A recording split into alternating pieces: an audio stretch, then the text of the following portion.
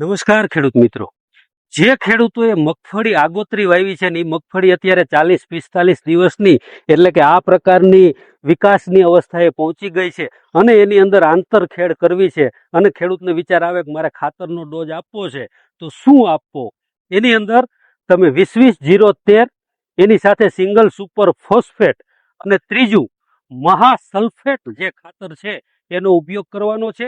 આ એક નામાંકિત કંપનીનું ઉત્પાદ છે જેની અંદર પોટાશ, કેલ્શિયમ, મેગ્નેશિયમ, સલ્ફર, ઝીંક અને બોરોન આટલા તત્વો જે છે એ આ મહાસલ્ફેટમાંથી મળે છે.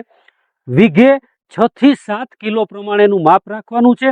આની સાથે તમે 20-20-0-13 અને સુપર દાણાદાર મિક્સ કરી અને ઉડાડી શકો, અથવા તો વરસાદી વાતાવરણ હોય અને પાણી ભરાય અને પીળું પડે એવું લાગતું હોય તો એની સાથે તમે એમોનિયમ સલ્ફેટનો પણ ઉપયોગ કરી શકો. આ જે છે એ મગફળીની અંદર ઉત્પાદન માટે, સારા સૂયા બેસવા માટે ખૂબ જ સારામાં સારું પરિણામ આપતું ખાતર છે. તો આનો અવશ્ય ઉપયોગ કરવાનો છે. જે ખેડૂતોએ વાવણીમાં હમણાં મગફળી વાવી છે એની મગફળી જ્યારે 40-45 દિવસે પહોંચે ત્યારે એ પણ આ ખાતરનો ડોઝ જે છે એ આપી શકે છે. મગફળીની અંદર સારું ઉત્પાદન લેવા માટે થઈ અને અમારી જે ફેસબુકની ચેનલ છે એને અવશ્ય જોતા રહેજો.